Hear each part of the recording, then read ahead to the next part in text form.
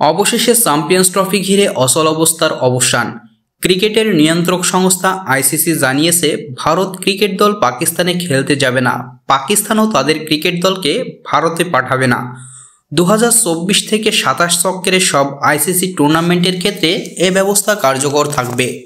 এ সময় ভারত ও পাকিস্তান অপর দেশ আয়োজিত টুর্নামেন্টে নিজেদের ম্যাচ খেলবে নিরপেক্ষ ভেন্যুতে, যার শুরুটা হবে পাকিস্তান ক্রিকেট বোর্ড আয়োজিত 2025 চ্যাম্পিয়ন্স ট্রফি দিয়ে।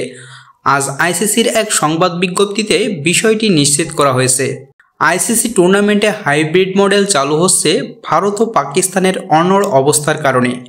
আগামী বছরের ফেব্রুয়ারি-মার্চে চ্যাম্পিয়ন্স ট্রফির আয়োজক পিসিবি, তবে নভেম্বরে ভারতের ক্রিকেট বোর্ড আইসিসিকে জানিয়ে দেয় সরকার পাকিস্তানে দল পাঠাবে না, ম্যাচ খেলতে চায় অন্য কোথাও। ভারতের এমন সিদ্ধান্তে বেঁকে বসে পিসিবি, জানিয়ে দেয় ভারত ক্রিকেট দল পাকিস্তানে না এলে পাকিস্তানও ভারতে খেলতে যাবে না। দুই দেশের এমন অবস্থানের মধ্যে চ্যাম্পিয়ন্স ট্রফির সূচি ঘোষণা ঝুলে যায়, যা নভেম্বরের দ্বিতীয় সপ্তাহে প্রকাশিত হওয়ার কথা ছিল। দুই প্রতিবেশী দেশের অনড় অবস্থার মধ্যেই পেরিয়ে গেছে এক মাসেরও বেশি।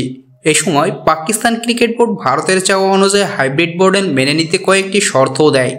এর মধ্যে পাকিস্তান ক্রিকেট দলকে ভারতে না পাঠানো, চ্যাম্পিয়ন্স ট্রফিতে সব ম্যাচ আয়োজন করতে না পারার ক্ষতিপূরণ, আরেকটি আইসিসি টুর্নামেন্ট আয়োজনের শর্ত এবং ভারত ও অন্য একটি দেশকে নিয়ে নিরপেক্ষ ভেন্যুতে ত্রিদেশীয় টুর্নামেন্ট আয়োজনের শর্ত ছিল। আইসিসির সংবাদ বিজ্ঞপ্তিতে বলা হয়েছে, সামনের 4টি আইসিসি ইভেন্টে ভারত ও পাকিস্তান একে অপরের দেশে যাবে না। এর মধ্যে পাকিস্তান আয়োজিত 2টি টুর্নামেন্ট হচ্ছে 2025 সালের ফেব্রুয়ারি-মার্চে অনুষ্ঠেয় চ্যাম্পিয়ন্স ট্রফি ও 2028 নারী টি-20 বিশ্বকাপ। আর ভারত আয়োজিত 2টি টুর্নামেন্ট হচ্ছে 2025 সালের আইসিসি নারী ওয়ানডে ক্রিকেট বিশ্বকাপ ও 2026 টি-20 বিশ্বকাপ। টি-20 বিশ্বকাপে ভারতের সঙ্গে যৌথ আয়োজক হিসেবে আছে শ্রীলঙ্কা, যে কারণে পাকিস্তানের ম্যাচগুলো শ্রীলঙ্কাতেই রাখা হবে। অন্য 3টি টুর্নামেন্টের ক্ষেত্রে নিরপেক্ষ ভেন্যু এখনও চূড়ান্ত হয়নি। আর ক্ষতিপূরণ ও ত্রিদেশীয় সিরিজের বিষয়ে কিছু জানানো না হলেও পাকিস্তানকে 2028 থেকে 31 চক্র থেকে নারী টি-20 বিশ্বকাপ আয়োজনের শর্ত দেওয়া হয়েছে। নিরপেক্ষ ভেন্যু চূড়ান্ত হবে আয়োজক বোর্ডের প্রস্তাব ও আইসিসির অনুমোদন সাপেক্ষে।